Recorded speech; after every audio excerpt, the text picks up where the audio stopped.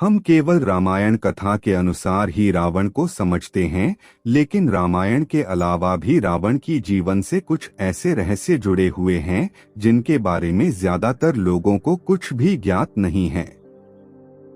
आज इस वीडियो के जरिए हम आपको रावण से जुड़े हुए कुछ रहस्यों के बारे में बताएंगे जिन्हें शायद आपने पहले कभी नहीं सुना होगा। क्या सचमुच रावण के 10 सिर और 20 भुजाएं थी? वैसे तो रावण को दशानन और दशग्रीव के नाम से जाना जाता है, जिसका मतलब 10 सिरों वाला होता है। लेकिन सोचिए, क्या यह संभव हो सकता है कि किसी इंसान के 10 सिर और 20 भुजाएं हों? तो आइए जानते हैं कि क्या सचमुच में रावण के 10 मुख थे। जैन शास्त्रों के मुताबिक रावण अपने गले में नवरत्नों की माला पहनता था।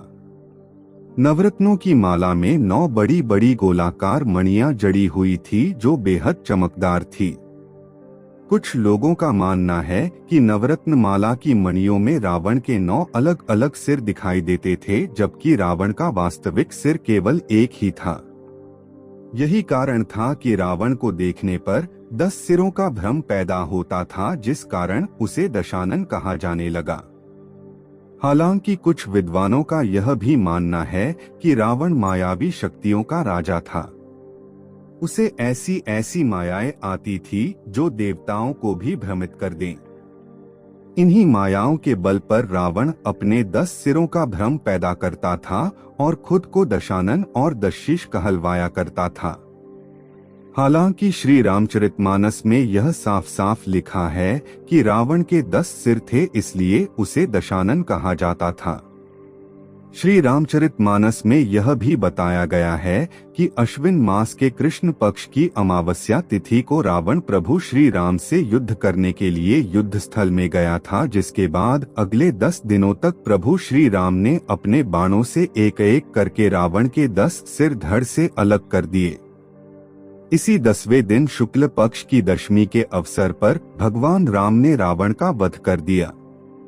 इस तिथि को कालांतर में विजयदशमी का नाम दिया गया और इस दिन रावण के पुतले का दहन होता है। ब्रह्मा का वंशज था रावण। बहुत कम ही लोग जानते होंगे कि रावण ब्रह्मा जी के वंशजों में से एक है। रावण के पिता महर्षि विश्रवा और उनके काका महर्षि अगस्त्य दोनों ऋषि पुलस्त्य के बेटे थे।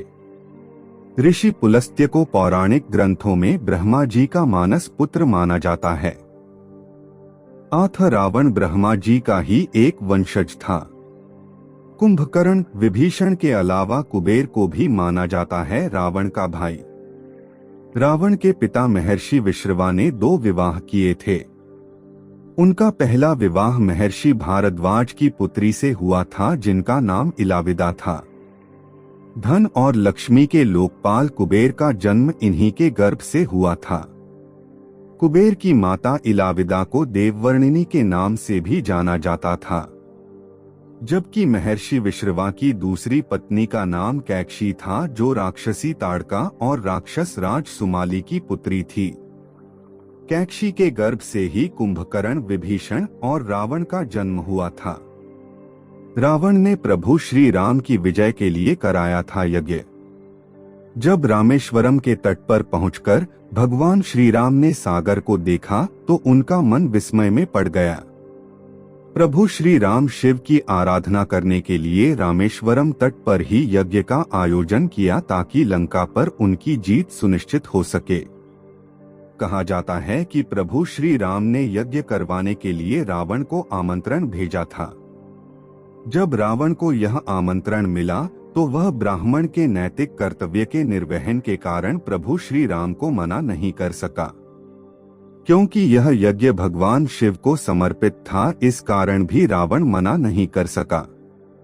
परिणाम स्वरूप रावण ने रामेश्वरम तट पर जाकर प्रभु श्री राम का यज्ञ अनुष्ठान करवाया था, जबकि यह यज्ञ अनुष्ठान रावण को पराजित करने के लिए ही किया जा रहा था। कहा जाता है कि जब यह यज्ञ अनुष्ठान पूरा हो गया तो प्रभु श्री राम ने रावण के चरण स्पर्श किए और उनसे विजयी होने का आशीर्वाद मांगा। इस पर रावण ने उन्हें तथास्तु कहकर आशीर्वाद दिया। कालविजी था रावण। आसुरी शक्ति के प्रभाव में रामायण अपने मद और अहंकार में चूर था। तीनों लोगों में उसकी आसुरी शक्तियों का प्रभुत्व था। देवता गण भी रावण से हमेशा भयभीत रहते थे। एक बार रावण ने यमलोक पर आक्रमण कर दिया और रावण तथा यमराज के बीच घोर संग्राम हुआ। इस संग्राम के दौरान क्रोधित होकर यमदेव के रावण के वध के लिए काल दंड हाथ में उठा लिया, लेकिन उसी समय ब्रह्मा जी वहां प्रकट हो गए और उन्होंने यमराज को अपने वरदान के बारे में बताया। ब्रह्मा जी की आज्ञा मानकर यमराज ने अपना काल दंड वापस ले लिया और रावण अपने आप को कालजयी मानने लगा। शनिदेव को बनाया था बंदी। वाल्मीकि रामायण, रामचरितमानस और राधेश्याम रामायण के अनुसार एक बार शनिदेव रावण के पास यह बताने आए थे कि उनकी कुदृष्टि रावण पर पड़ने वाली है, जिसके बाद 7.5 की शुरुआत होगी।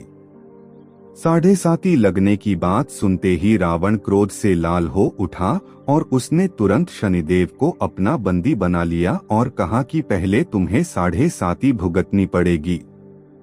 बाद में जब हनुमान जी लंका आए और लंका दहन के दौरान उन्हें पता चला कि शनिदेव रावण द्वारा बंदी बनाए गए हैं, तो उन्होंने शनिदेव को आजाद कराया। इसके बदले में शनिदेव ने लंका दहन में हनुमान जी की मदद भी की। ग्रह नक्षत्रों की स्थिति बदल देता था रावण चाहता था कि उसके कुल का पतन कभी न हो, इसलिए वह ग्रह नक्षत्रों को भी अपनी स्थितियां बदलने के लिए मजबूर कर देता था।